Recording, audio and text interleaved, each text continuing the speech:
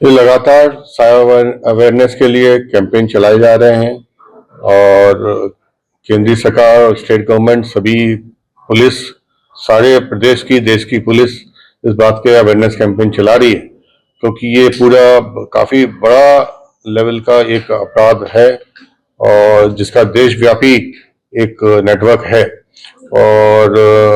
इसके पीड़ित चूंकि ऑनलाइन है तो पूरे देश में इसके पीड़ित हैं और इनका ग्रोह भी पूरा चूंकि ऑनलाइन है तो कहीं से भी ऑपरेट हो जाता है। सर आपको लगता है बैतूल निश्चित तौर पे अभी हम लोग जो है इसमें जो मेन फ्रॉडस्टर हैं जो पूरी स्कीम बना रहे हैं उन तक भी हम इनके माध्यम से पहुंचेंगे और इसमें जो भी बात निकल के आई है वो 5 तरह के तो ये फ्रॉड कर ही रहे हैं जो इनके पास जो दस्तावेज मिले हैं इनकी मोबाइल से जानकारी जो मास्टरमाइंड ने अंकित जो इंदौर का रहने वाला है उसको गिरफ्तार किया है। अंकित के लिए जो मेनली काम करता था नरेंद्र उसको भी गिरफ्तार किया जो एटीएम में जाके पैसे निकालता था और जो अंकित के लिए यहाँ खेड़ी जो अपना बैतूल का है जहाँ जिसने 7 खाते प्रोवाइड कराए थे पिछले 5 महीने में तो उसको भी गिरफ्तार किया। 3 लोगों को गिरफ्तार किया है। इसमें जो 7 जो खाता धारक हैं जिनके साथ धोखाधड़ी हमारे हुई है उसमें नर्मदा इवने का बेंगलोर में खाता ब्लॉक किया गया। बेंगलोर में किसी शिकायतकर्ता ने कहा था कि उसके साथ साइबर फ्रॉड हुआ है और उसमें उसको वहां पे शिकायत करने पे उस खाता ब्लॉक हो गया उसका। और ऐसे ही राजेश बर्डे का खाता अहमदनगर महाराष्ट्र में ब्लॉक हुआ है। वहां पे भी किसी शिकायतकर्ता द्वारा शिकायत करने पे कि उसके साथ फ्रॉड होके और पैसा इन खातों में गया है तो उसका भी ब्लॉक हुआ था। इसी ढंग से मुकेश उइके का मनेसर हरियाणा में और अमूल का इसका मुंबई में तो अलग अलग जगह खाते इनके ब्लॉक हुए हैं। अलग अलग जगह पूरे देश में जो है वो पीड़ितों के साथ साइबर फ्रॉड हुए हैं और अलग अलग देश की क्षेत्र की पुलिस ने इसमें खाते ब्लॉक कराए। तो कुल मिला के पूरे देश का इसमें जो है वो पीड़ित लोग हैं जिनके साथ साइबर फ्रॉड हुआ है और बड़ी संख्या का है। तो अब 21 जो है एटीएम है तो उसमें अंदाजा है करीब करीब 30-40 करोड़ का इन्हीं खातों से फ्रॉड हुआ है। इसके अलावा जो एक मुख्य बात आई थी निकल के कि इसमें मृत व्यक्तियों तक का भी इन्होंने एटीएम निकाला है और मृत व्यक्तियों के भी खाते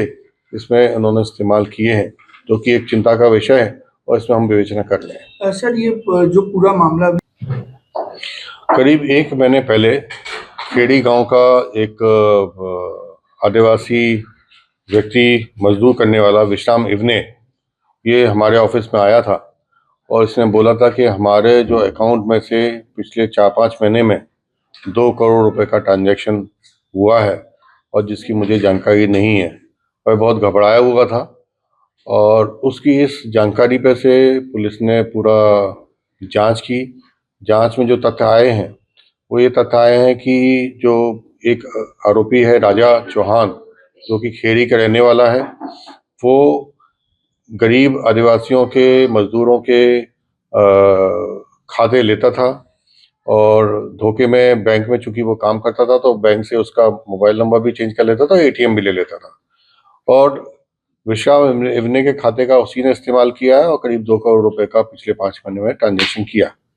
इसके अलावा चौंकाने वाली बात यह आई है कि 6 अन्य खाते जो है वो भी खेड़ी के इस्तेमाल हो रहे थे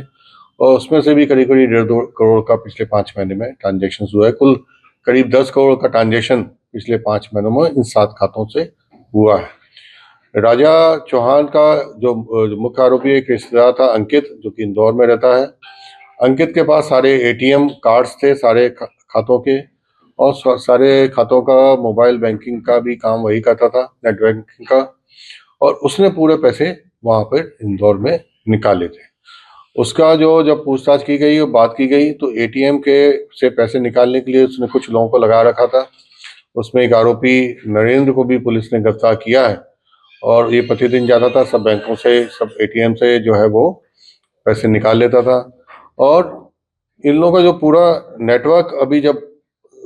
अंकित जो मुख्य आरोपी था जो मास्टरमाइंड था उसके यहाँ से जब हमने तलाशी ली गई तो उसके पास से हमको 21 एटीएम कार्ड मिले हैं जो कि अभी प्राथमिक तौर पे पता चला है कि इंदौर झाबुआ धार और हरदा के हैं और 15 मोबाइल सिम मिली हैं, मोबाइल एवं सिम मिली हैं, जिसमें से वो मोबाइल नेट बैंकिंग इन खातों का यूज कर रहा था। सर लगभग कितने आरोपी अभी इसमें पकड़े गए हैं और कितना बड़ा ये नेटवर्क हो सकता है, कहाँ कहाँ ट्रांजैक्शन किया, क्या इसकी भी कोई जानकारी होगी? इसमें जो